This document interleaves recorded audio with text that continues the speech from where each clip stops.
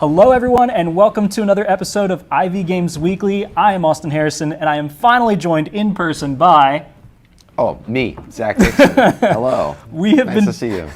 We've been doing this show virtually for, it's still virtual, but we've been in different places for a year now. It's never been virtual. It's always been a real show. I don't understand the difference, maybe, but it's not super important. We're just really excited to be on the Mythic Mischief Library set today instead of in my house or his house. And it feels good to be together looking at a camera instead of alone looking at a camera. Yeah, no, it's great. Feeling? And we've been in here all week. We've been in here a lot. I don't even remember. I haven't left here, and no, that's not true. I left. You were here late last night? Yeah, we were here late last night shooting tons of Mythic Mischief stuff. We had a bunch of awesome people here. What was this, last weekend? 2 weekends Time ago. Doesn't make sense anymore to me for some reason. But yeah, we've been shooting a ton of stuff in here. It's been a lot of fun. Like how to play videos coming. We got overview videos coming. Tons of playthroughs. You're gonna get sick of the playthroughs. There's so many playthroughs. I will be impressed if some of you watch every playthrough. There are that many. There is a hidden augmented reality game in every single one of the playthroughs. That is not true. At the end of that augmented reality game, you will win $1 million. Oh my gosh, Zach! I don't think None you of can that say is that. There is no The Temple this year. Yeah, there is not. For Veiled Fate, we did an augmented reality game called Enter the Temple, and that was amazing. But we decided to focus our efforts in other places this year. So Did we? Oh God. No, yeah, but seriously, go to enterthetemple.com. It was a lot of fun. Yeah, that was for Veiled Fate. That was for Veiled Fate, if you want to check it out. Yes. But anyways, we're not talking about Veiled Fate. No. We're talking about Mythic Mischief and the road to Kickstarter. And so before I get into that, though, we have to talk about last week's episode. So if you watched last week, we talked to the creator of Bantam West, Ike. Bantam West, I have played twice since then, and it is as incredible as it looks on Kickstarter. Their page is just absolutely gorgeous. And so I was a big fan. Go check that out if you haven't already. There'll be my live stream of playing it on Ivy Played already exists, and then there will be another playthrough coming out on another channel, hopefully in the next week. But we do have a giveaway of a Moonrakers Kickstarter exclusive edition to do for that. And normally I do the giveaway live, but we chose it ahead of time just to move things along. So Lazy Lion Animation, you are actually our winner from last week. Please reach out to me on Discord, it's just at Austin, and my name will pop up. And let me know you won, and we'll get you that game as fast as we can. So thanks so much for watching Lazy Lion Animation. And we're going to be doing a giveaway this week, aren't we, Zach? We are. Yeah. Of this brand new Mythic Mischief notebook. Yeah, and a pencil. Pencil pack. A pencil pack, excuse me, not just a single pencil, multiple pencils. From the what is it? The feeding school? What's the? It's the middle school that feeds into the high school. Yeah, into the high school. One of the middle schools from Mythic Middle School. The game was definitely not taking place in Mythic Middle before this. When we ordered these pencils. Well, no. So the pre-campaign pencils are Mythic Middle, and we might do some post-campaign pencils that if are you Mythic Graduate, High, or Mythic Manor. Yeah, you haven't graduated yet. The Kickstarter's not live. You're not a Mythic Manor yet. Yeah. You might be. Mythic Middle pencils, and we got this beautiful. It's very nice. It's very nice to touch. You gotta catch the light there. Yeah, I'm trying. It's what is this? Embossed? No, it's the other one. The one that goes in. Debossed. Yeah. Yeah. All right. Well, we have been talking for a long time now, and I have not introduced you to our other. I'm going to call him a guest, but he's really a team member. So, Max, thank you so much for being here today as well. You are a very special guest today. Usually I say you aren't special, but I feel like it's been a long time on the show. You always say both. You always throw me for a loop. You're very special today, Max. Thanks. That's all I want. So, today's episode we're going to be talking about kind of the road to Kickstarter. We're going to be doing a few episodes of this as we lead up to the launch, which is a month and a day away, guys. Month and a day. It's a long month, though. It's 31 days. It's the longest it could possibly be. Full month. It's a full month, and I feel great about that. That extra day is going to come in handy. Very much so. 6 seasons in a movie? 6 seasons in a movie. I don't know. That's what I thought of when I said a month and a day. But I don't know why. I don't know either. So yes, Mythic Mischief is what we are here to talk about. It was not always called Mythic Mischief, however. No, it wasn't. So Max is the lead designer on this and has been game designer and has been working on this game for how long at this point, Max? When did the first idea come about, and what was it called back then? I would say 3 years ago, probably. Okay. That was the first time I probably told you about it, which is when I was just like gung ho about the idea before it was honestly anything. Yeah, 3 years ago. That was even like Moonrakers was like. Was this like pre Moonrakers even? Yeah, I think because like the time commitment in this game at that point was very little. Oh yeah. I wrote down some ideas, and then I settled on one. Now it's like, Zach, I got a great game for you. Before the game itself happened. And it was called? It's called Clicks. Clicks. The QU Clicks. Yeah. Not CK. Not the Adam Sandler movie. Yeah. Although I would like a board game based on that movie. Based on the Click universe. Yeah. There's a lot to explore there that we didn't get to see. Yeah, it was I was between that and this game about plumbers. Oh, I forgot about the plumbers. Oh, game. yeah. Yeah. It's gonna make a comeback. Yeah. Yeah. One was red. I'm and one saving was green, that right? gold It's idea the for later. The Tomekeeper's partner could be the plumber / janitor of Mythic Manor. It's like Or takes place Mythic Middle. underneath- Or Mythic Middle. That's true. I like it. Go back there. Plumbers. So we've had several people ask about the hat. So they want to talk about the road to getting us that hat. Oh, the road to getting us that hat. It is New episode. It is along the road to Kickstarter. So we'll get to the hat. We'll get to the hat. There are hats that are places. And you will be able to buy a hat. Yeah. Well, that's a big reveal, Zach. I wasn't saying that. Oh, no. Sorry. Yeah. You might be able to buy a hat. And then Garrett said, I'm curious if Austin 3D printed all these minis we're looking at. He did indeed. I did. And many How more. How many do you get? I am getting close to 1,000 individual items being 3D printed, but that counts tomes, which are very small. So Yeah, there's been a lot of 3D printing going on. Oh, a wait. lot of cursing from Austin as he fails prints. excuse me, I have a crystal clean mouth. I don't know what you're talking about. Not I when have printing- not when printing miniatures. I have failed several prints, and one was a Tomekeeper print that was 70% done, and that takes over a day to print, and I was very sassy that day things because are of it. Chunky. They are They're big, very big boys. weighty. I love how big they got. They're just so cool looking. Oh, and it's like oddly balanced too. Like I feel like it should be really unwieldy. Yeah, by oddly you mean like it's perfectly balanced. Oh, sorry. Yes, oddly, it's odd how perfectly balanced it is. It's always tipping over. Don't even worry about it. No, I think it's great. No. Yeah, Cool. So, Max, you talked a little bit about how you had the initial concept for Clicks and then a plumber game. You obviously chose Clicks to work on. Tell us a little about that initial idea, because it's very different than this. Yeah, but the core still the same. Ooh. So it was always like these groups that are against each other with a ominous presence that you're trying to avoid. That was the core idea, and to this day, that stands. But back it then, does stand. It's amazing. 3 years later, we're still doing the same thing. Still that game, but very different. It was a way more of like a direct conflict, like honestly, kind of a war game-esque thing, because the initial push for it was I wanted a very easy to grasp war game in a small package that would like get people acclimated to it. Yeah. And I borrowed most of those like rule sets from other war games and built out that initially. And it turned out when you like really distill down those things and kind of streamline a lot of the war game stuff, it's not very fun. So this is around the time that I heard about it, or maybe right after this. And it was after Veiled Fate had kickstarted, and it was like before Christmas, and we were kind of like looking into, okay, what does next year look like? What are we going to start playtesting?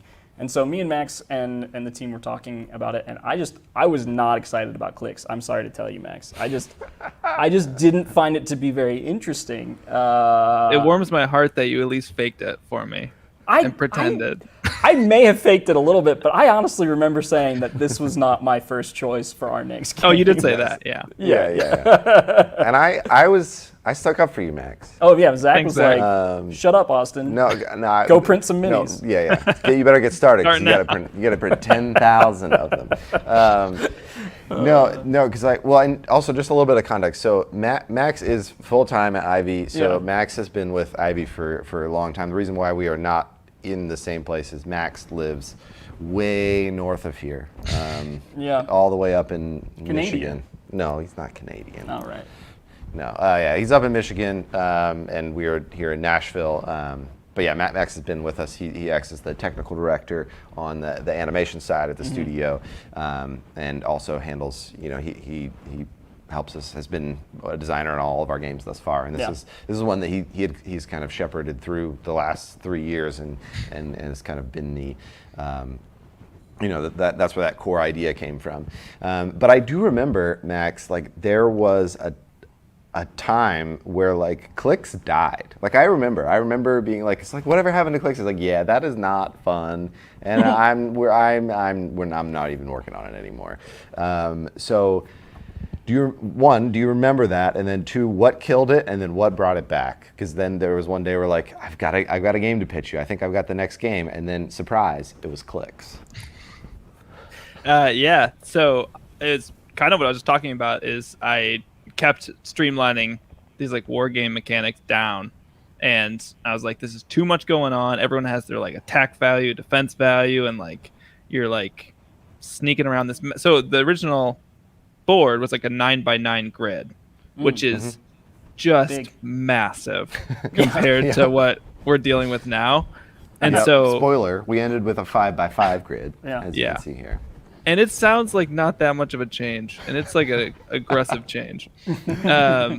But like the more I took away from that to try to make it more accessible, the less fun it got, which made sense to me. But I was like, this is not what I wanted out of this game, and so I could not find any balance there. And so as a light war game, the game was terrible, and so I shelved it and didn't want to deal with it because I played it with a few friends and got like some like positive feedback that you like know is like negative feedback, where I was like, they're just being nice to me, but I know it's not fun. Oh no. And so that I was like, I can't do this anymore, so I got rid of it for a while.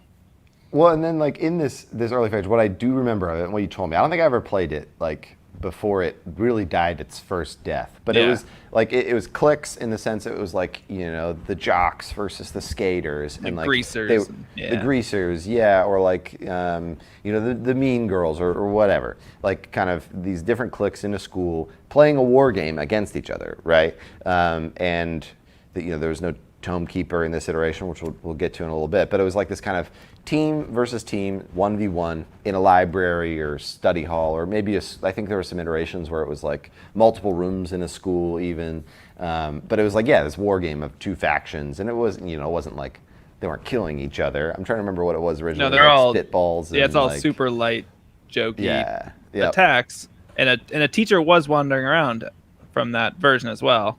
Oh wow, okay. That was the like additional element. Right. But that was actually controlled directly by the player, and they would like move the teacher the way they wanted to. So like there's no actual like goal for the teacher to go somewhere. It was just like, I'll move them towards you because I want you to get caught. That didn't work out very well. That did not work out. And then, so you were just like, okay, I don't have a way to move this forward. Like the feedback isn't great. Yeah. So then I was like, I gotta scrap this entirely, come up with a new game plan. Then I like basically remade Clue real quick when I like expanded it out. And it got oddly close to it, and I was like, all right, let's go back into the classroom. I love how this process, which is like, it's different every game, but it's also the same every game. Like, with Veiled Fate, we had like stats on every character, and it was like an RPG system, and they had like 9 strength or whatever. And it just was like, we just have to scrap 90% of this. And on Moonrakers, it was we had the enemy ships that you were Oh fighting. yeah. No, Instead it of- was so much more complex. and- Yeah. That's But the the hardest feeling part. has stayed Is the pulling same. stuff out. Yeah. Oh yeah, definitely. Oh, I hate it. Zach and Max make me do it because I have parts that I love that are bad, and then you guys are like, Veiled Fate cannot be a race to 5 points, and I was like, that's what makes the game good. Turns out that's not true. Yeah, you got to try everything. You never know what's going to be fun. Yeah, that's true. So, Oh, goodness. okay. So then what brought it back? Like what? That's a good question. Like I was still holding on to the teacher. Like that was just a thing that I thought was really fun. And I thought there was a way that could work, that there's something wandering around that you have to avoid. And I think something clicked at some point where initially the teacher was like this part of the game that people often honestly forgot to do it after their turn. And so it was just this That's what like, you want. I know. And so like, I was like, man, maybe the teacher's not fun. And so at some point I was like, maybe I have to like build it entirely around the teacher instead. Like that is just the core of the game. Everything else will follow from there. And so once I like made that transition, I brought it to you guys to talk about it because like this is actually something. Although looking back Yeah. on that, I also thought that version was terrible. But Yeah, I was gonna say, this brings us into then like the first stuff we started bringing into TTS then, right? Oh, gosh. yeah. But I also feel like at this moment there was like a time where we were like, I wonder if.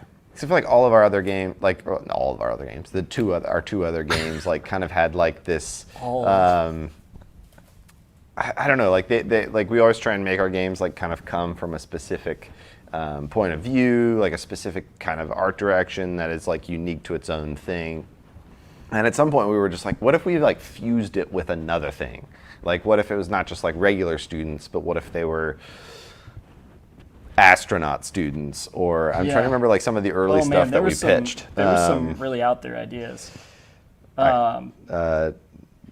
Demon students. Yeah. It was definitely like just we had a lot of the ideas of Put like it in the factions medieval in the world. Put it in sci-fi world. It's Sci-fi like, can it world be was, could it be a sci-fi game or like Or just aliens like little or something like demigods. that? Yeah. There we Which- go. Veiled Fate. which the class. Discord has been saying that the Tome Keeper is the 10th demigod. Yeah. I mean, same Which base is not sizes. yeah, they are the same base size. You could play demigods with Mythic Mischief characters. You mean you Veiled Fate? What did I say? Demigods? Demigods. Yeah, that was what we called it for a long time. Yeah, it was what we called it for a long time. And then we didn't want to be there were already a lot of BGG entries Yeah, with it demigods was in the name. bad Google ability. Yeah, it was bad. But anyways, we eventually were like, what if it was, what if it was a mythic, like monsters and I feel like we villains? had like, what if it's a vampire school, or what if it's like a wizard school? Yeah, and it's we like, talked what about if the separate all of ones. them are Yeah. in the school? Yep. And I like that way more because it went from just the differentiating thing being they're nerds or they're the jocks. It's like no, they're like the trolls and they're the thespians, and it's like and that's such a funny thing for the trolls to be. I think that was your idea, Max, but like it's just makes it fun from an art perspective and makes it more varied. Yeah, and the reason I like about it too is like it gave us, when it came time to like we always knew we wanted like different factions, right? Like that was what really stemmed from that initial like war game mentality, right? Is you have like these different teams that you're playing against and the cliques, but then as soon as we paired them with like the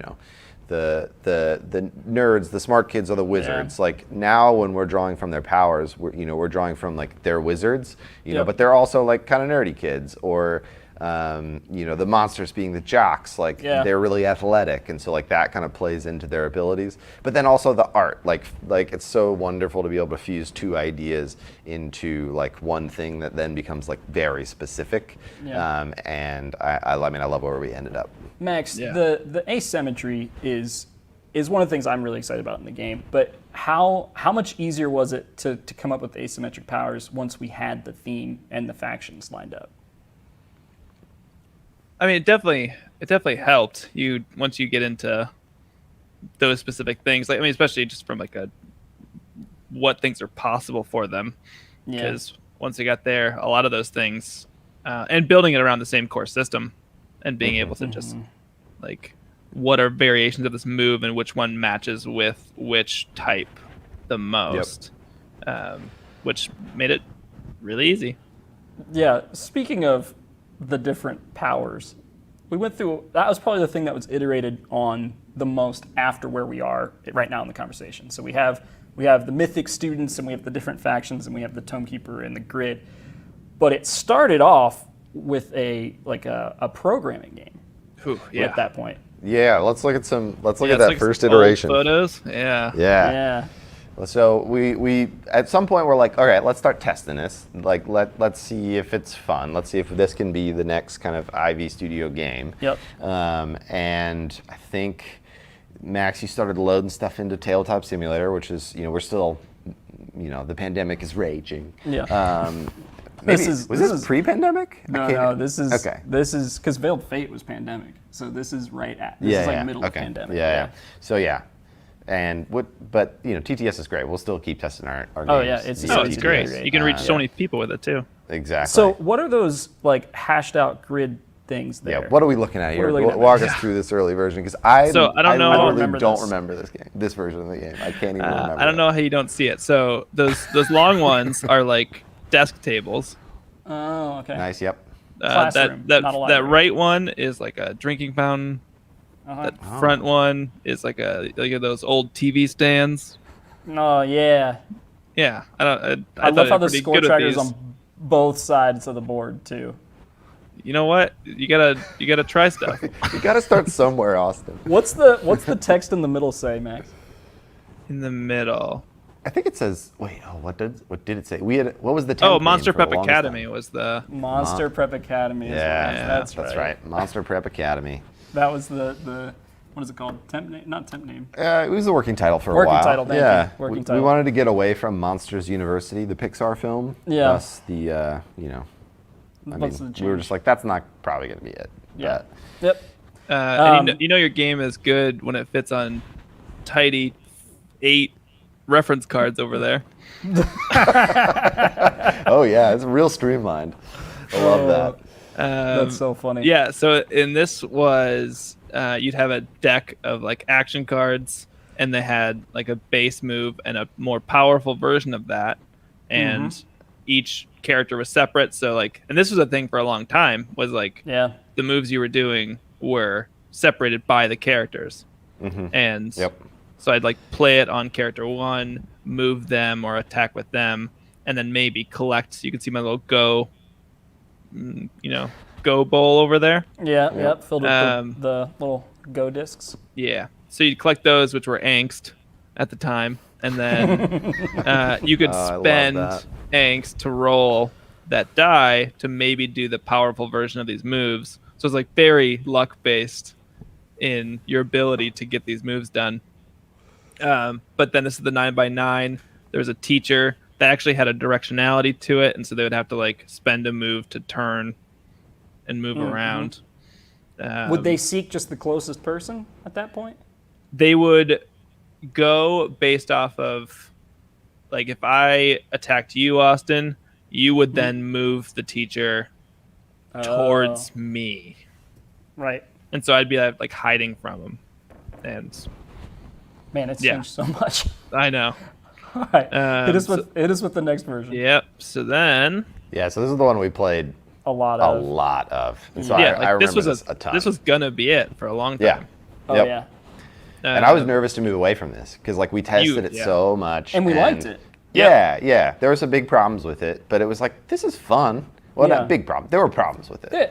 Like, but this very much, like we talk about it a lot of times. Like I feel like we designed, I think like 3 shippable versions of this game, maybe. Yeah. This one, the next iteration, and then our final version, which is obviously the best. Or Yeah. I Well, would hope we so. think so. Yeah. No, it's But- definitely the best. But you'll never play the other ones, so you'll never know. Yeah, so like I feel like the pitch around this one was like it's an asymmetric programming. It wouldn't be considered a war game at this point, though, right? No. Yeah, No. so an asymmetric programming strategy game would probably be the. This version had the walls and the clutter. Yep. Yeah. So the board didn't change much from this. It was the player boards that really changed, and kind of how you activate actions really Notice changed. that we're a 6x5 now, so we're getting down there. we're shrinking it. I was shrinking wrong. it The board slowly. did change after this. It's now 5x5. That's funny. Yeah, so talk about the programming mechanic with the cards, because it was really fun. Like, Yeah, I I liked this idea, but we can talk about the issues we had with it. But like, the cards were a top move and a bottom move, and each of those things had like connection points out of it. And as you can see on like the vampires, if I played that card there, the character number 1 would do that top move, and then character number 2 would do that bottom move. And then you'd look for any connection points that are connecting to other moves, and you could kind of like do multiple at once. And so like you're just kind of keep laying these over the old cards in any of this part of the grid and just keep doing different moves. But it all lined up to specific characters, which I think was probably one of the biggest issues, is like wasted moves. Yeah. You needed to do a move with 2, but the card overlapped, and so you did something with 1 that you didn't really need to do. It felt like there's a bit of a high floor for it, and just like having to think through everything. Tough. Yeah. And the analysis paralysis was it wasn't really necessarily an analysis paralysis. It was more of just like there was like a puzzle in front of you on your board that you had to figure out, right? You had to like how can I stack the cards that I have on top of the cards that are there, set myself up for future plays with these cards that are going to set up for a nice run. And like the benefit of it was like you could do these really powerful moves, right? Like you're able to like you could do like 6 things on your turn potentially, and like whereas other turns you might just do like 1 or 2 things. But those big moments where you were able to really string together the programming effectively were just like they were just wonderful moments. Like you felt so powerful, and it just felt good. Like you were able to, do a lot of things to your opponents. Like you were able to move your characters everywhere. It was super cool. Yeah. Real fast, Sebastian says 5x6, not 5x5. What made you lose that one more row? I think we kept just lowering it until it felt good. Like, it was hiding. So like, and this is a good chance to like talk about like that. So at this point, one of the main like mechanics of the game is it centers around this tome keeper.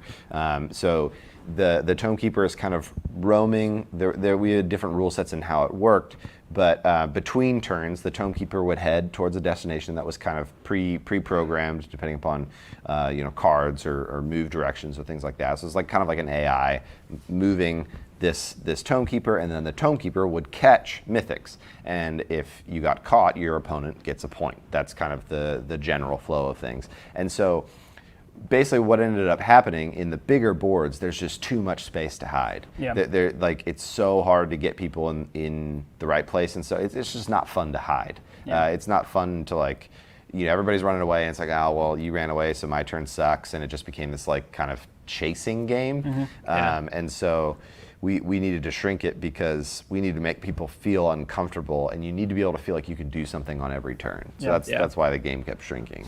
Brian Sanderson asked, did the design iterations of this game vary from how MR and VF progressed? I would say no. Like it progressed in the same way as far as like we had an initial concept and it sucked, and then it just got a little bit better. There might have been one more major iteration in this game than in Moonraker's or Veiled Fate, because I feel like Moonraker's biggest iteration was moving toward the contracts system, and then Veiled Fate's biggest iteration was the new board and then moving toward not a race to 5. It certainly had bigger pivots, I think, than the other ones. But like overall, I mean, it's a big learning. And it's a learning thing for us, like being our 3rd game. So like all of that changes over time. I did feel like we iterated faster just because maybe we knew things were bad a little bit faster this time around. Maybe. Or like, a skill? I guess okay with it is one thing. Like knowing we're open to change. Yeah, just like, I know just because it's bad now doesn't mean there's not a good version of this out there. Oh yeah, Moonraker's. Well, it happened on Clicks too, but maybe just a little bit earlier. But on Moonraker's and Veiled Fate, at some point, I was like, "This is done. Like, it's not going to get better, and we should go to a different thing." And I'm glad we didn't do that. But Clicks, at the time when you were working on it, you said you had a similar thing. But by the time me and Zach and you were all working on it together, I don't think we ever had a moment when we were throwing in the towel. I'm like trying to think. There were like moments where I'm like, I don't like it. It's just like it's just not there yet. It's just not there yet. And like there are always those like moments in the back of your head where you're just like, maybe it's just never gonna get there. Like and that is like always a possibility. So like it definitely entered my head, but it was never a moment where I'm like calling you guys up and be like, all right, we need to shut this thing down. Like we didn't have those conversations, but like I'm not gonna say I didn't like think about it early on. Yeah, totally. I think about it every day. Still think about it. Brian says, I love do you think it does faster because you have done this before with other games? The actual development time wasn't any faster than Veiled Fate. Moonrakers was longer just because it was our first game and we didn't work on it quite as constantly. But I just think we went through some major changes a little bit faster with this game. But this game's more complicated to develop because of the asymmetric factions. Yeah, it's interesting you say that. We can talk about that a little bit more as we get into like some of the challenges we faced, because like we want to talk about that like balancing process. But like I don't know if that was like what I would describe as like one of the key problems with it. But anyways, let's keep going on our like kind of what's the journey next to where we're at. Just last thing on this, because something Zach had touched on, like the biggest issue being it was all in front of you, and like the core of the game felt like it should be on the board in the middle. And so like you're all like doing your own puzzles, and then like it's like happening on the board, but no one's like focused on that. And so iterations from here on out kind of changed that focus to the main board and like kind of the shenanigans that happen there. Real fast before you click away, I think my main annoyance with this version was just I had a really good card synergy in 1 and 2, but I needed 3 to make the move. And so it's like I had the cards and I had the people in the right place, but I didn't have the card with the power on the right spot. And so I would just get frustrated that I couldn't use 3 to do what I needed to. Yeah, and that's one of the things that like going on what you were saying, Max, like one of the things I really learned from the process of developing this game is like thinking about even earlier stages is like, where do we want people's eyes? Like it's such a visual medium. It's like some games like you want people to be buried in their hand, right? Like you want them to be buried in their deck, and or some games you want people to be like, we want people to make eye contact. Like we want the like Veiled Fate's very much that way. It's like look at the board, look at other people. Like you don't need to look at your card. I'm looking at people's faces when they're voting. So it's like where are people's eyes? And we realized like in this iteration of the game, like the spirit of the game that we want to make, like we want people looking on the board and trying to solve like this puzzle that's right here, not splitting that focus as much. And so all of our next iterations were like, how can we like get away from that? Yep. So then we got to this. Oh man. And these next few are, I don't know if they're going to be in order of when we did them. Yeah, I'm trying to think which of them we spent the most time on, but you can just talk about them kind of generally. Yeah, so this one really simplified everything in front of you. Every character gets a move, and then, oh no, because this is like you had a pool of action cubes. That's right. This is action cube version.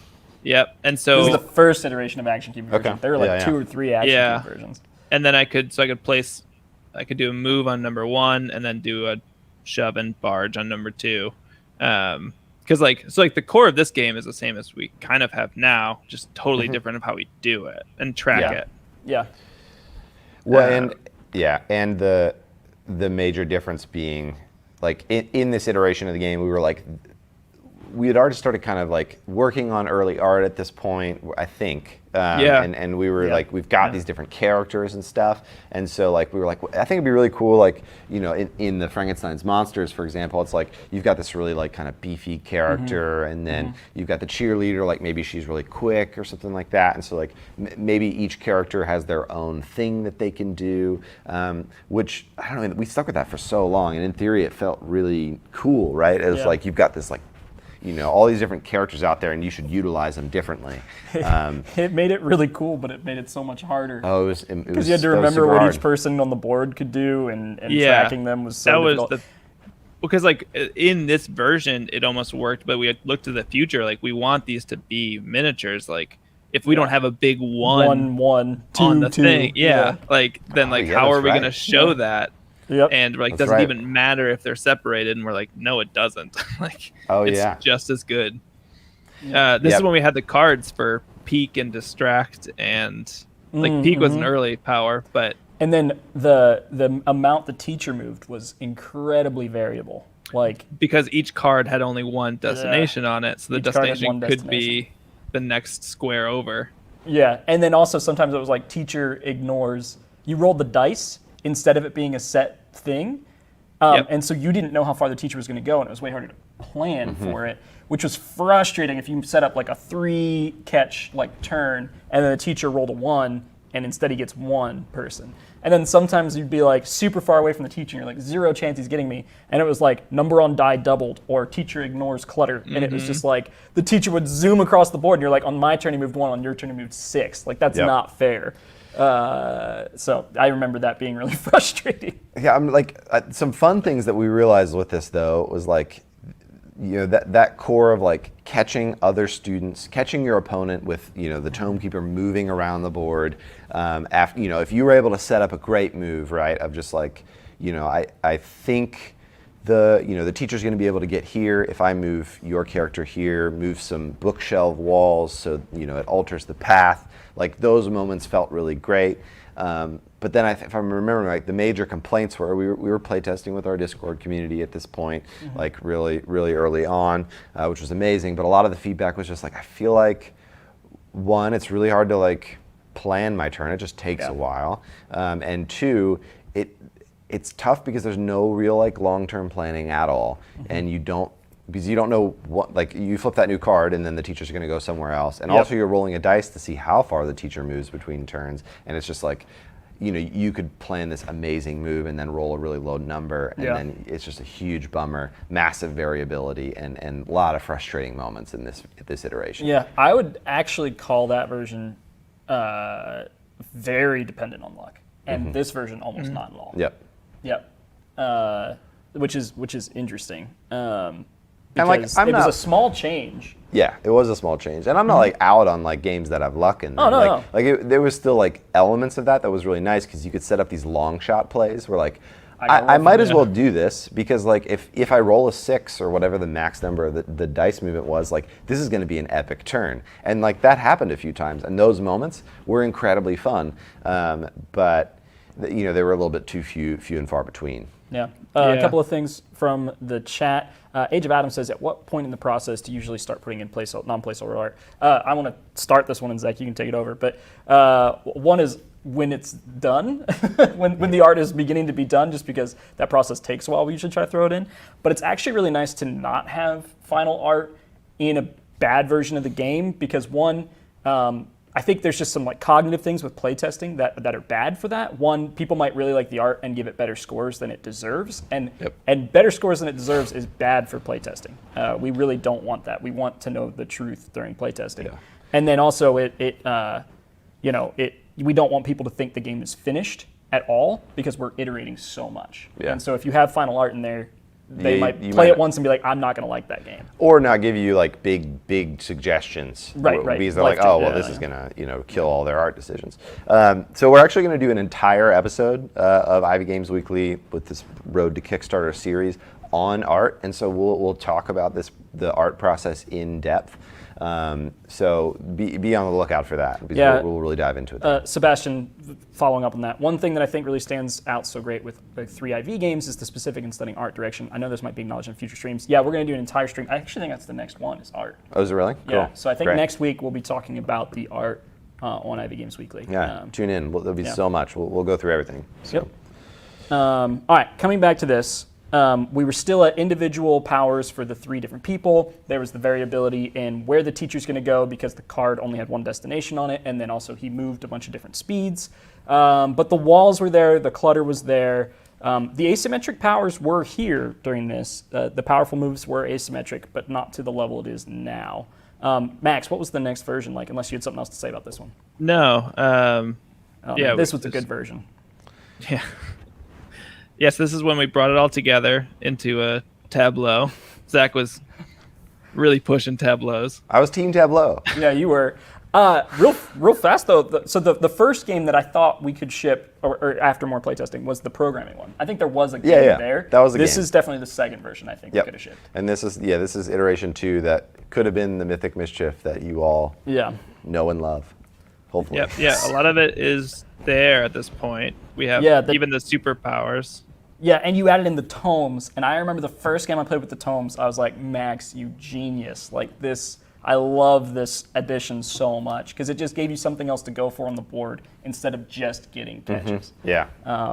It just added so much to my strategy decisions. So yeah. Yeah, explain this version though, Max. Yeah, so the whole team's together on one thing. Doesn't matter. And if I put it on move, I can move any of the characters, and I could split that among any of the characters, which is great.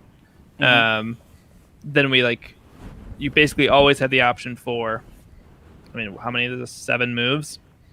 A few of them shared, like the top row is all shared between all factions. There's like 4 special ones. Right. And then this is when we added those those big powers that we started playing with how to use the cubes on them. Like maybe you have to slide it and then use it later on another turn, or That's right, yeah, like or delayed. load it up with multiple of them. Yeah. There's a lot of really fun things there. We were really trying to get some of that like pre-planning from the programming back, because the programming version of the game, like we were just all so in love with that aspect of it. Like maybe, okay, so we're doing these this action pool of different different cubes. Like could we bring some of that like pre-planning back? And no, there's no programming in the really no programming in the final game. But we wanted it. We wanted it bad. Yeah, this is the first, probably the second version that we play tested pretty heavily with the Discord too. So I think, and I'm even seeing it in the comments that people are saying, "Oh, I remember I played this one." Nice. Yeah, because we started showing the future. I think because it's in Discord, people showing the future destination cards, like the one that comes after. Yep. Oh yeah, because it was like current destination, future destination, and then the deck.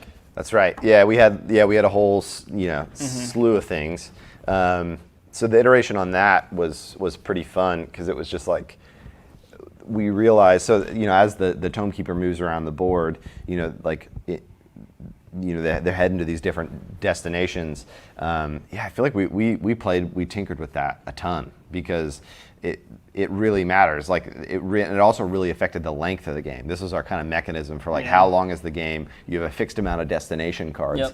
But in this iteration, I remember what would happen sometimes is you would draw a new destination, and it was right next to the previous destination. The game super fast. Yeah, all of a sudden the game's just like over, and it's you no longer know what's ahead of that one, and so you're like, oh, they're gonna go there, and then next to it, and then who knows. And then my whole turn is like screwed because of this luck element, because like I'm not able to pre-plan, where like on his turn he had all this time because the teacher was going all the way across the board, and that variability like really hurt us.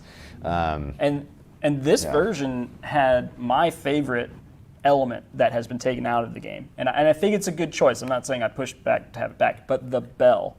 I loved the bell. Yeah, talk about the bell. So I forgot about the bell. You could pre-slot an action cube on a turn before. Okay. And then on your next turn, you could pull it off, and I think it would make the teacher move 2 more spaces. Like Is plus that what 2, it would? yeah. Yeah, plus 2 Let's spaces. speed up the teacher. That's right. And so like the teacher's like, oh, it's almost, the bell's going off. That means the day's over. I got to hurry up and put my books back. And so he'd run a little bit. And but really the students were just banging on the bell. Yep. And so Man, you fought hard for the bell. I used that move all the time. And Max's argument was like, well, first off, it makes it too easy to catch so many people. Like we want it to be a little bit more challenging.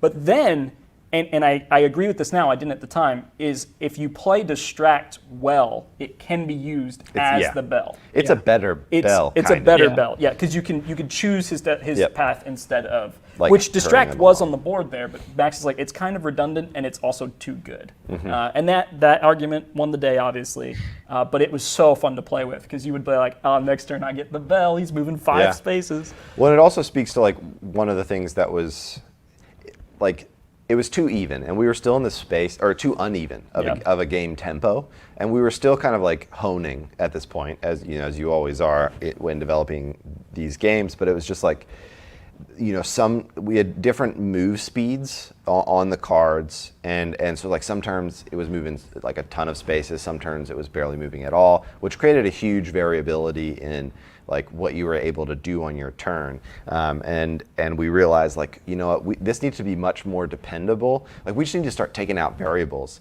because like even in this game, like I remember another one of our complaints was just like, it's still too hard to plan your turn. We've still got really long turns, and like that's just taking too long. And there was a good bit of like planning my next turn on this turn, and I'm not saying there isn't that in this version of the game, because you still, especially the legendary ability on the boards, you have to put a cube ahead of time. But for Distract and for Bell, you had to do that, and it was just the experienced player playing a first-time player was so uneven in this version of the game, because you had to choose where every cube you had was going on your net, like which action was going to be slotted. Whereas in the current version, you have at least a little bit of all of your actions. Well, at least the main actions. So yeah. All right, so let's see what else we got here. So this is probably going back a bit. It went backwards a little bit. This is when, because we had to streamline this pretty heavily, because this is when all the characters had their separate abilities. Yep. And you slot the cubes on there. Oh, and you can see on the teleport down there was the like, you place a cube, the next turn you can do a teleport, and then it stays for another turn. So like. Oh yeah. Yeah. Yep. It is like, it's like wait a turn and then use it. Yeah, that was wild. And this one had so many choices, because like you had to, all right, I'm going to use 3 a lot next turn, so I'm going to put almost all my cubes on 3, and then I need to move 1 out of the way, so I'm just going to put 1 cube on him for movement. It was just so much planning. Yeah, and like only character 1 can do the noise, and like, so you're like, where are they at? Oh, and I remember getting to like I had like planned out my whole turn, and then I realized I had like planned out my whole turn with the wrong character, and then it was just like, okay, cool. I'm just going to move. That would have been so much worse with minis, too. Oh, yeah. Just because it's like the numbers made it fairly easy and we still messed it up. Yep. But other than that, this one was pretty similar. Oh, also, I don't think we talked about noise. Noise was it wasn't a distract, it replaced a destination. It would be where they'd go first. Yeah, so like if you placed a noise, the teacher would instead go to that instead of the destination. It was incredibly powerful. Yeah, I really like the noise. Like I understand why we got rid of it in lieu of the distract. So in the final game, you are able to use every faction has the same ability. You are able to distract the Tome Keeper. It's like, you make a noise. It's like it came from the noise, and it basically just immediately pulls the Tome Keeper towards any one of your mythics on the board. And that's the kind of final iteration of it. But in the past, it was like, okay, cool, you drop one down, and it'll keep going to that noise until it gets there and checks it out. I like to think about it as like a student putting down like a set of firecrackers or something. And the teacher's like, what the heck is that? Or sorry, it was the teacher then, now it's the Tome Keeper. Yeah. Any fans of Burgle Bros? That's like a straight out of that. Straight out of Burgle Bros. I still haven't played Burgle Bros. Yeah. I feel like you referenced it so much in like especially the early iterations. I gotta play it. Chris Chesney says the noise made the game last so long. Yeah, it totally did, because you could only win on score then. There was no winning on destinations, because as soon as you almost lost the destinations, you just put down a noise, and the teacher had to go to the other side of the board. It's funny how I'm starting to say teacher again because I'm seeing these versions. Oh yeah, and there was I haven't been saying teacher at all, but that's what it was in these versions. Yep. Yeah. Oh yeah. That's the other thing about game development that nobody talks about. It's just like names. You change names for everything, like at the very end, and then it's like, so what are we calling this? Yep. It's the special ability, the legendary ability. Man, that one's changed a lot. Yeah, it's legendary now. It's the was legendary special, ability. ultimate, now it's legendary. We made that decision like 5 days ago. Yep. So. I still have to change it in the rulebook. Yep. Yeah, it's great though. It's legendary ability. Final answer. Garrett said, how hard was it to balance the unique powers from the different factions? Let's answer that question at the end after we go through all the iterations. Yep. Yeah, we're almost done with the Yeah, iterations. we're almost done. So this was... What is this one? That's what Zach was saying. So I don't remember this. This must have been short. Yeah, this did not last long. This was the alternate version when we were doing the tableau, because like you would flip those like characters over to say they were activated, and you're just using all or 2 of the 3, I think, every turn. And so you like activate 2 of them, do your move and something else. This is right before we did action cubes. It did not work. It did not. I think I may have played that version once, because I do not remember that. That's so funny. And then I think is that it? That's it. And then No. Then Yeah, Then well, I we- mean, it ended up with that, whatever that one was. This that's one was that the was the most last recent one one prior. before the version we're on Yep. now. Yeah, and that one I was like, I thought that's where we were going to end up. I thought that's where we were going to be, and Yep. then I remember being on. It was end of a work day, and it was like we had started art at this point, so we were yeah. starting to lock The in. Like, boards were even, I think, getting started.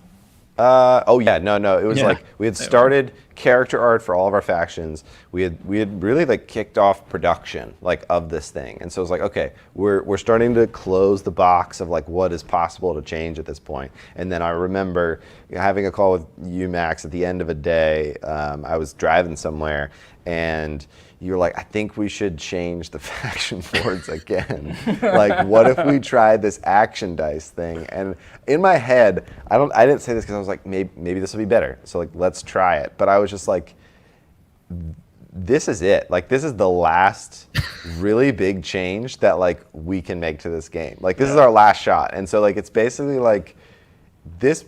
I remember thinking on the phone like, this better work. Yeah, this Like- better be good. Well, okay, obviously, I didn't want to bring that. I didn't want to bring it to you, but I was like, when I was thinking about it, I was like, when you feel like you've just like cracked it, and you're like, this is gonna be so good, and then like I messed around with it a bit, and I was like, this is actually gonna work better, and it's like I know we've done so much, but I just need to at least show it. I just remember, I think you slacked me or something, and you're like, I have a new action dice tracking thing. And I heard dice, and I was like, no. Because, like, dice had something we had torn out of the game for the better. And I was like, are you going to roll every turn to see how much movement you have? And Yep. And I think that's one of the things, like, we have to be careful about on messaging on the Kickstarter is, like, these dice do not get rolled except for at the very beginning of the game when you decide who's going first. That is the only time you roll one of these dice. So let me show you all just real quickly kind of where we ended up. This is the iteration that we ended up going with, and so we have these action dice. Every single faction has 4 main abilities. They allow you to manipulate pretty much everything on the board. We've got a move action, which lets you move all of your mythics. We have a move other mythic action. This is specific to each faction. The zombies have an infect move, which lets you move along a diagonal. Then the third ability, every faction has a way to move bookshelves. It helps alter the path that the Tome Keeper is going to take towards its next destination. These are different across all factions. Then every faction has a distract action. These are the same across all factions. The distract allows you to pull the Tome Keeper towards one of your mythics on the board. Then each faction has a legendary ability that's super cool. You instead of using dice, you slot a tome that you collect on the board there and pull that off, and then you're able to do a legendary ability. And then lastly, there's an after lunch special, which we don't really have enough context for that to make sense at the moment, and we'll cover that later in other videos. But yeah, so really coming back to it, like we went from this like you're just like keeping track of how many actions you can do on your turn. You've got this kind of menu of actions is where we were. You were putting tomes on these different actions and then Pulling just tomes off. doing those actions. But I think one of the things that we realized as soon as we went to this version, that previous version really had no way of like progressing your abilities over the game, and it made the game really hard to learn. We honestly probably didn't realize until we went to this iteration. It was just like, I wonder if there's a way we could kind of ease people into like the amount of possibility you have on your turn, and I think that was one of the things that these dice came in. So that now that the way that it works is there are these slots for these dice. There are numbers above these slots that you tick the dice to, showing you how many move do I have. You start the game as zombies with 3 total move points. As you use them, you tick them down. So there's a 2 dice here and a 1 dice here. As I move around the board, I tick them down, letting me keep track of it. And then you're able to move your dice over the course of the game to the right. You can get a tome from the board, slot it in one of these, and then move it over. And now your dice are higher to start your turn, and you've got more to use and tick them down over time. So it's really nice. You get this like upgrade flow over the course of the game that happens really naturally. Towards the end of the game, you're just having these really epic turns, but at the beginning of the game, it's a little bit more, positional. It starts quickly, and yeah, so that's kind of a quick overview of the where we ended up on these faction boards. But yeah, no, I remember kind of getting back to those early moments, like of just until we really like playtested this a lot. I was thinking like we need to revert, like we should probably revert to the last one because like it wasn't perfect at first. I'm trying to remember what it felt like in the first iteration of the final game. The numbers weren't balanced on what your dice should be when it's in the early stages, and so we felt really underpowered or really overpowered, and it took a little while to hone that. But you went from like feeling really powerful your first turn to feeling like you could do nothing your first turn. Yep. And that really hurt the first playtester too, because it was like, well, you can't do anything, and it was just a balancing issue. Someone said, "Are you guys going to get a close-up cam that you had a couple of years ago?" Yes, we will have tighter cams and stuff, especially when we do gameplays. There will be a top-down camera. It's just a simpler setup today because we're getting adjusted to the new office still. Yep. Yeah. Yeah, and if you want to see close-ups, a lot of these boards are over on our Instagram, so go over there, follow us. Mythic Mischief Game, I believe, is our Instagram handle. We've got almost all of the faction boards up at this point, so you're kind of able to see how that all flows out. But Brian Sanderson asked if they're dual layer boards. They are. They will be from the beginning. It's not a stretch goal or anything like that. It made it way easier to control the dice. So that's what they are. So another thing that changed, and I just want to cover because we talked about it a lot, is the destination cards where the teacher or the tome keeper now is headed next. For a while, just had one destination on it, and it was really hard to know the future, or sometimes they'd be right next to each other, and it was just really random. Now there are 3 destinations on one card, and you only play 2 cards the whole game, so you're doing 6 destinations across the entire game, and it really helps you plan for it better. And then it gives like a nice separation between the early game and the late game. The early game, when you're less powerful, the teacher moves more. He moves 4 spaces, and then he has a big lunch. He comes back after lunch, and he is only moving 3 spaces then, which really helps because I think the game would go too fast because the players are so powerful and can move the teacher around a lot more that the game would end too soon if he was moving 4. Yeah. So.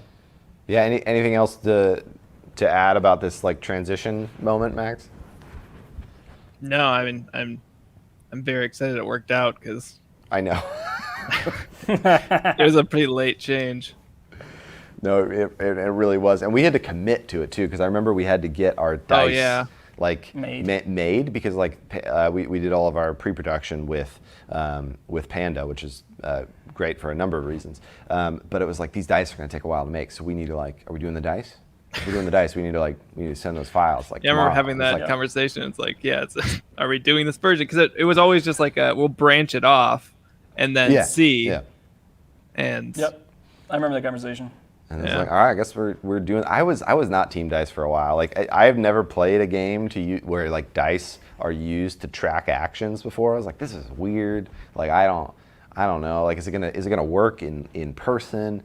But then we were like, okay, well, like we designed the dice in a way that is just like, has this really nice flow to it as you tick down, so it actually feels really nice. Yeah, it's not like random 6-sided die where you're like, where the heck is the right just number? Kind of doing. No, you're flicking it. Yep.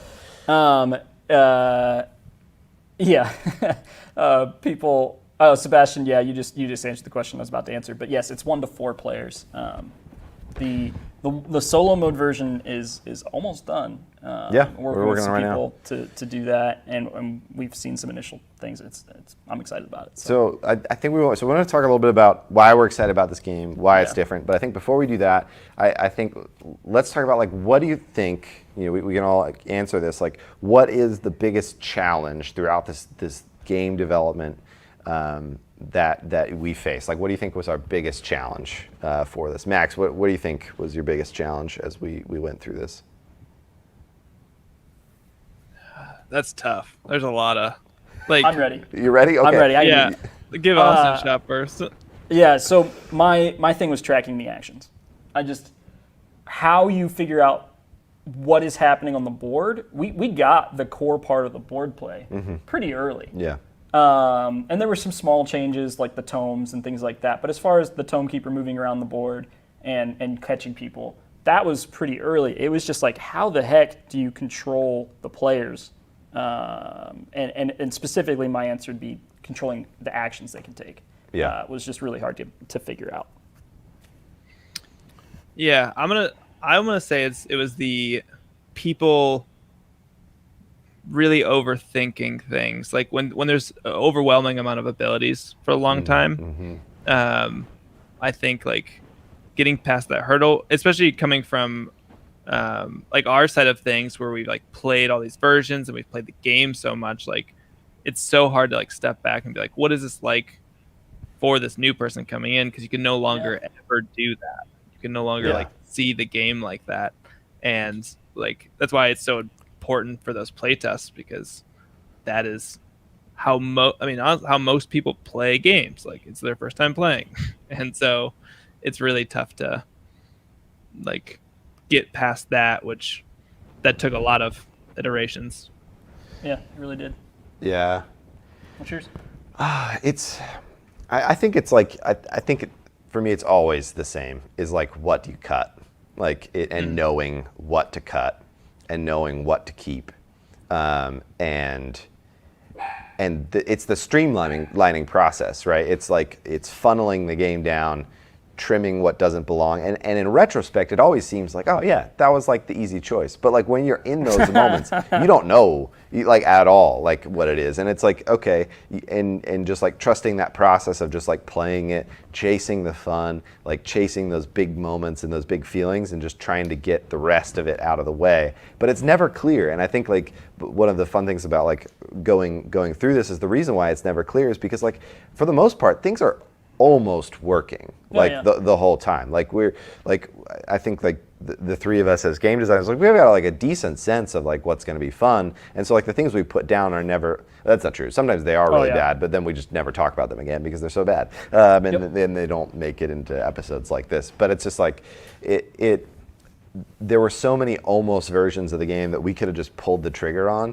and like just knowing to like, I guess, keep going with it and like keep trying new things, but like aiming them towards specific goals of just like, we want to streamline things, we want to ease people into it, and like this is going to help us do those things. And we, the whole time we really always agreed on like what those goals should be. But yeah, it's just challenging to know like, what do you cut? Yeah, that's super true. A couple other real quick challenges that we had was a long downtime with 3 or 4 players, because at first that wasn't necessarily a team game. And so you just have forever before your turn came around. And so we kind of switched up how those games work. And it feels similar timeline now to the 1v1. I'm like so glad that 4-player is so fun. Like it's my favorite version of the game. Same. And we were really banking on the 4-player just like working, because we tested, we had all these like branching iterations of the game, right? You had all these different like versions that were pretty fun, and we were just like, okay, cool, let's just like focus in on the 1v1, and then we'll worry about those other 3, because we always, we didn't want to just make a 2-player game, we wanted it to be in that 1 to 4 range, and I was like, the 4-player game probably work. It'll probably work. I remember, so many times being like, yeah, the 4-player is super fun in theory. Yeah, in theory. And then we finally played it, and it was like, it works. Yeah, it is actually as fun as like we've always imagined it would be. Like of course, there was some like rule balancing, like a lot of things to fix. Then we played the 3-player game, and it did not work. Yeah, it did not work. So it was like 3-player game, then is 1v1v1. Obviously, that's how 3-player games work. Should go. And huge downturns between everybody's turn. Like it was just like by the time I got back to your turn after 2 full turns, it was just like cool. Like I could have gone and taken a like ate a sandwich or made a sandwich, then ate the sandwich, then come back, and then now the game is completely different than I left it, and it was just. Yeah, it was not great. And then we're like, well, what if we just tried like asymmetric, like the 4-player game is so fun. Like, what if we just stuck 2 people on a team? Mix them together. Because it's like the rules of the 1-player version and the rules of the 4-player version, just mixing together, and it worked. It worked, and it was weird how well that worked, because I was like, that's not going to work when the idea came up. No, and I don't, and like, what is it, like the 1 versus all kind of a thing? Yeah, like the uneven stack things. Like I haven't played many games that function that way. I don't like games like Imperial Assault. Like I love Star Wars and I love the idea of it. I hate being the one person. Interesting. Yeah. I think it's so fun. Like, it's fun in this game. Obviously, I think it's fun on both sides. 'Cause, I love the team aspects. So, and obviously, if you haven't played, which is probably most of you, like the 2v2 version of the game, we were just like, okay, you'll field your mythics. You know, you each have a different faction, but you take turns simultaneously as a team. Yeah. And it is this team game. There's like it goes from like being this really like puzzly 1v1, like you're really thinking and like really planning out your moves, to this like all of a sudden really wonderful collaborative experience where you're working with a partner who has completely different move set than you. It's really hard to quarterback them, which can be a problem in cooperative team games. But like they've got their own stuff. They need to keep that in their brain, and you've got your own stuff, and you keep that in your brain, and you're collaborating of like, okay, what if I do this thing over here? What if I do this thing over here? And I love games like that where you get to work with somebody against the team. I just super enjoy it. Yeah. Brian Sanderson said, how much feedback and ideas were community driven rather than from yourselves? So Brian, we could not make any of our games without the community, but especially during the pandemic when we need TTS playtesters, the Discord's just so important for us. I would say that they're especially important for identifying problems. And then a lot of that is taking those problems and taking those experiences and us talking about them as a team and coming up with solutions. That doesn't mean that sometimes the solutions don't come from the community, but I would say more often it's probably coming from our team for the actual solution. Yeah. But the problem identification, like Max said earlier, is we play it so much and have played all these different versions and we know the game in and out that we just can never have the first experience again. And it's so important to have really good community team members that are able to give us that perspective. Yeah, I'm trying to think of some idea. Like, I mean, so many ideas. Well, and there's really like regular testers that are just like, I want this game to be so good, but I really don't like this. Yep. And they're this just like wonderful motivation of just like, I'm gonna make you like this game. Yeah. And sometimes it's not for everyone. You know, we're still trying to win some people over. I won't say. Should we name who. one? No. You know who you are. You know who you are. But no, it's a wonderful motivation. It's great sounding board for things. I wish I could think of like some mechanics that or like moves or anything that came directly from the community. But there's got to be one. There are. I just can't. I can't. It's hard to track everything. Someone said, "Can't wait to try Blitz mode," and I think we should at least touch on Blitz mode. Yeah. So like this came kind of late. Super late. I was just like, we had this big. It's actually really, I think, stemmed from this influencer weekend that we just had. We had a ton of people out to play games in this room. That Austin and Sam built this beautiful set, and it was just like we're gonna have all these people here, and we're gonna do a ton of gameplay, like online versions of this game. And like one of the things that I want to think about more is not only how fun is this to play, but also how fun is it to watch. Because like it's fun to watch people play games for some reason. It just is. And I was like, what is the most like kind of chaotic, like high end, almost like tournament mode of this game? And so I pitched this idea to Max and Austin of just like, so what if you had 2 boards and it was timed, like timed chess or something like that, and like it was just super chaotic, and instead of playing the normal way, it was just like throw all your minis out there and last mythic standing. And so it's like this wonderfully chaotic, like you don't have time to overthink your moves, you just gotta go. And it's a blast to play and hopefully a blast to watch as well. I would have vetoed this if I have veto power, because I'm not sure I do, but I would have vetoed this had it not been so fun, because it completely changed our bigger box components. And I love that it did, because now it lets us do a tournament mode too, because it comes with 2 boards, 2 tome keepers, 2 sets of bookcases. But it was so fun that after we played it the first time, I was like, oh well, this has to be in the game.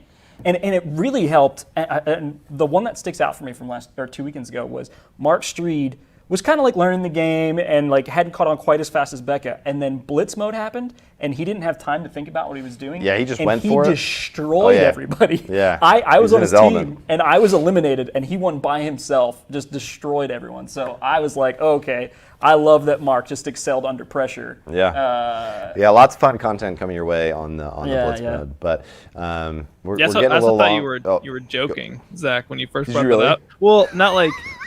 It was just like a what if, like wouldn't it be fun if we just like had 2 of these boards out there and just made this like mega version of the game? And it's like, yeah, that would be fun. but like not like a we're gonna do this. So Yeah. I was surprised that it actually happened. But Yeah, it was a blast. it was very fun to play. And I'm glad that it worked out. And yeah. Oh, the last thing that I remember being a super big challenge that really took a long time to balance in was first player advantage. Yeah. I forgot. Like this really haunted us all the time. Like it was, like it was, you know, you can win at 10 mischief points, and if you get to 10 mischief points first, you win the game, and the game is immediately over. And that can really hurt things when, you know, the first player gets a lot of points and then they have one more turn than the other player, and it's just really not fair. And a vast majority of our playtests were ending with the winner, the winner being the first player, and that was a big problem. And like to the point where it was like, I remember thinking, I just spent so much time thinking of like, is there crazy off the walls ideas that we can like really make this different? Like, like really like even like to like a breaking the game type of a point. It's like, do we need to fundamentally change the way that this game works? Like, do we do simultaneous turns or something like that? Because it's so bad. And to like skip to the end, like surprisingly, it was just like we had to dial it in. Like we did things like, well, let's just keep making the second player so powerful that eventually they're OP, and then you no longer like have that advantage. And like we kept cranking turning that knob, and eventually we got there to a point where it was like, I think in advanced play, I mean advanced play, like we're the people who have played the game the most, so I guess we are the most advanced players in the world at this moment. Except for Quackalope Beach. Yeah, don't want to talk about it. Like at this point now, if I roll higher on the dice to see who goes first, I will defer to the other player, because you get a nice upgrade at the beginning of the game, and there's a couple other things that we've worked into that first player mode. But Yep. So for Veiled Fate and for Moonrakers, like tracking first player, like in the first few, you know, I don't know, 10, 20 playtests, like it wasn't a factor, and so like I just kind of stopped tracking it because I was like, it doesn't matter. Yeah. It doesn't matter who goes first. It's not affecting the winner at all.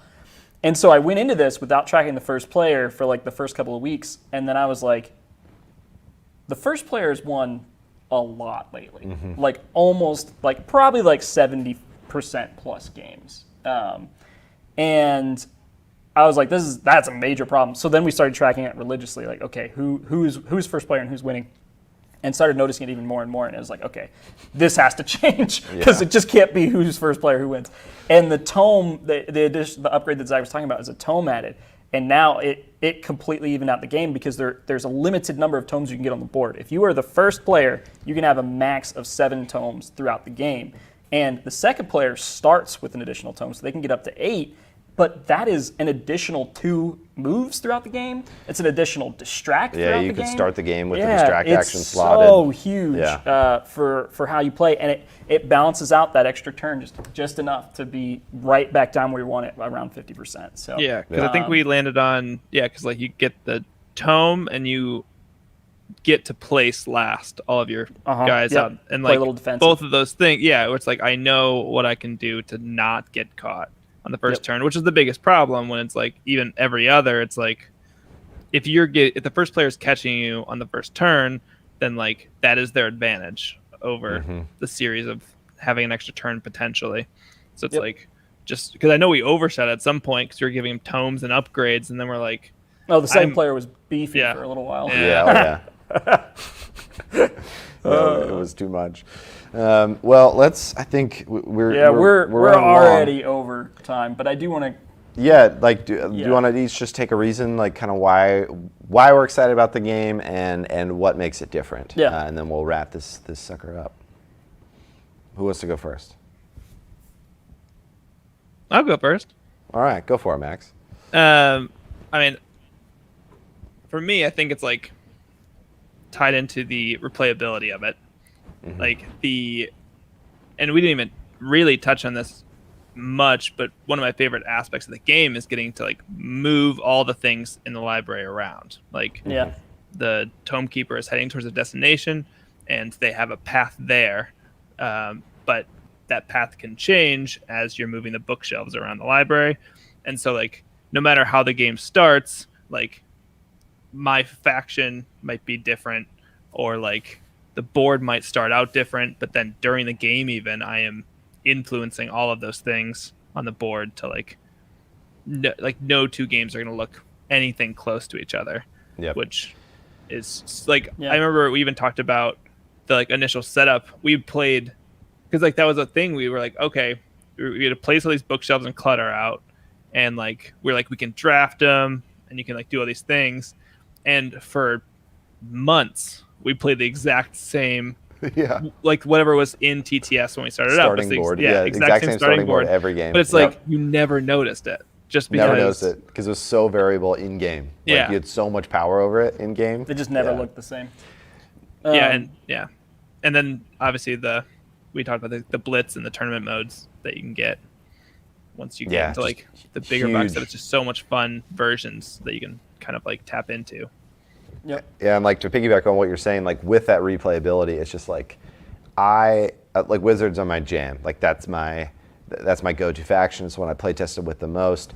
Like I love them. I feel like I'm really good at them. And then like the moment I switch over to a new faction, it's just like I feel like we've aimed for this like low floor,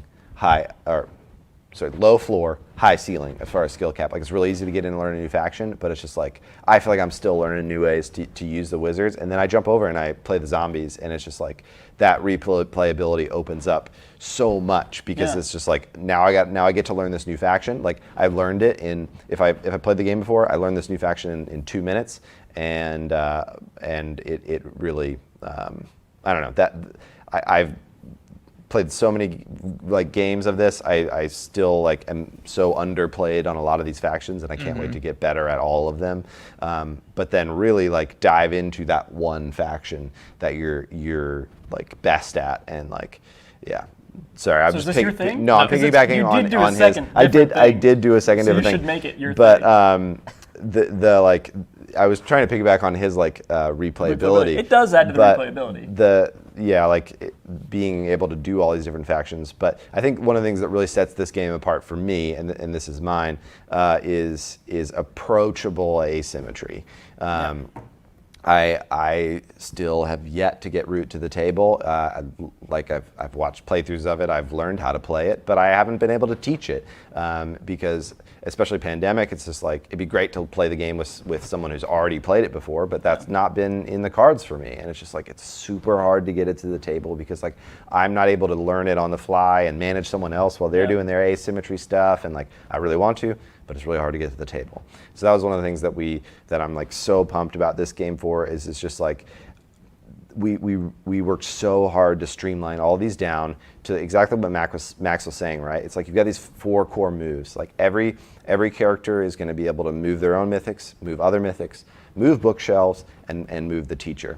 And like they have slight variations on that really play out in like really varied ways. But at the beginning of the game, you really only have to teach like 4 things plus a super, and it's just so easy to pick up and learn, and then you discover the richness of the character like as you play even that of the faction as you play that first time. So approachable asymmetry, that's my like thing that I'm most excited about Mythic, and one of the things I think really helps it stand out.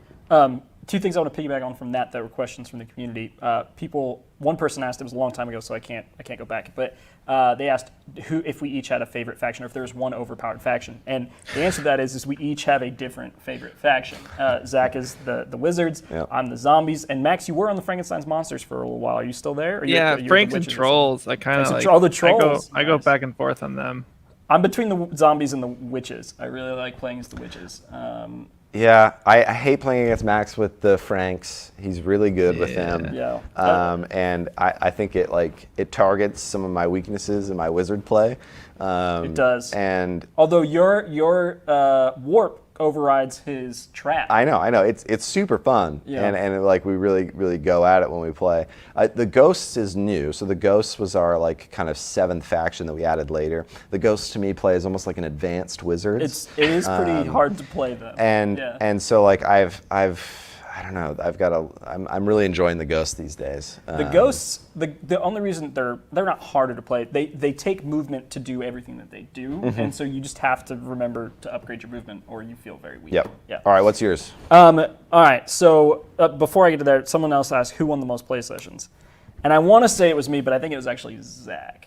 I think you probably like, have won the just most net? across the entire. Across and the entire. It's definitely you or Max. I would like don't- to say it's me, but I think it's probably you. I'd like to say it's me, I think but it's I also Max. don't know. Oh, thank you, Zach. I think it is. Well, I mean, what happened in our last game, Max? I can't remember how that I ended. honestly can't remember either. Oh, dang it. I was hoping you would remember. No, I do. It was terrible. No, I think Max is the. You think he's the the champion? MVP? Oh, yeah. Okay. Oh, yeah. I'll let that happen. That's fine. All right, so you kind of stole mine. I'm sorry. But I will say that probably what I am second most excited about is just that this just feels different than any other game I've ever played. And I think it does kind of stand pretty far apart from other games in its category. We've argued with other people and internally about what category this game is actually in. We have settled on that it is an asymmetric game, a strategy game, but not really an asymmetric strategy, or not really an abstract. I'm sorry, it is an asymmetric game. We settled on it being an abstract game, but not really an abstract game. And that's something that there's going to be an entire video about on a channel that we love. I don't think I'm ready to announce that quite yet. But it just has elements of an abstract. It has a 5x5 grid. It has this. But like the asymmetric powers and the Tome Keeper just change that and kind of throw it out the window and mix things up in a way that I haven't played in another game. And so I just am really excited that I think it does have a pretty unique effect. Yeah, I'm trying to think if we missed any of our pre-planned. I mean, like the component quality is going to be amazing. Like it's I am just so proud of the whole art staff and like how all of the art and design and branding and everything came out. Next week? Yeah, next week we'll talk a lot about that. You think you'll give a sneak peek at some ad stuff next week? Oh, That could be fun. depends upon how far I have gotten on finishing those advertisements. Yeah, that makes sense. But yeah, we're doing these really fun, like cell animated. Ivy's also an animation studio, so we've got these really slick kind of faction little stories that take place in the Mythic Mischief Library, and they're coming out really well. So I'm pumped to show you all those. But yeah, I'm really excited about this game. It's super fun. I can't wait for the campaign to get going. I can't wait for you all to see all the stuff we've got in store. It's going to be a really fun month leading up, and I don't even know how long our Kickstarter is. I think it's 3 weeks. 2 days of Kickstarter. I think it's 3 weeks, but I might be wrong. It is, it's definitely, I think it's right between Veiled Fate and Moonrakers, because Moonrakers was 4 weeks, or maybe 5 weeks, and Veiled Fate was 2 weeks. Okay. So I think we are at 3+ weeks there. Sweet. It's going to be live during Gen Con, and then the late pledges will probably be open during Origins, and then it will probably close right after Origins. So it's mostly going to be the month of September. Yeah. But yeah, last day in August 31st, it launches. If you want to follow more about the game, go to mythicmischief.com. Please put in your email address there. We'll be sending out some emails with things you don't want to miss. Also, follow us on Instagram. Mythic Mischief Game is the handle there. And then also, please, if you're not, please join our Discord. We're doing playtests there. You can playtest pretty much any time at this point. We're going to be rolling out factions over time, leading up to and throughout the Kickstarter, so you'll be able to get to play it there. But also hopefully gameplay videos and stuff will just find you at your normal channels, because we really got it out there to a lot of wonderful folks in the community. So Miso the dog really wants to be on camera. Yeah, he does. And if you would like to win, can you model that again? Oh, yes. The wonderful Mythic Mischief journal and pencil. We are going to be giving that away on the next episode of IB Games Weekly, which is going to be the art episode. Yeah. So that's nice. There's There's Miso. Hello. Yeah. Oh, Also, set of pencils, not pencil. You can finish it out with Yeah. It's pencils, yes. Pencils. Okay. So if you want to be entered into the drawing for that, please comment after the episode, and please subscribe as well, just because that's a new thing that I'm going to try to do. And subscribe. Yeah, normally you would have to say something nice about the game or the person that we were covering, but since it's us, you can just comment, and that'll be enough of an entry. If you could say something nice about Zach's beard, that'll help too. Or the dog, Miso. That's and you guys can, The dog. Yeah, it's almost and my beard. compare would them. like to become one. So yes, you please comment after the show, and we'll put you in the drawing for next week. Thanks guys so much for watching. Thanks for sticking around. It's a thanks. long episode. Yeah, that was a but long episode, Yeah. an hour and 24 minutes. I had so- fun. I hope you had fun. Yeah, I mean, I like listening to We'll be Zach back talk, next so- week. Talk about art. It's going to be a blast. Yeah, we'll see you guys then. Thanks so much for watching.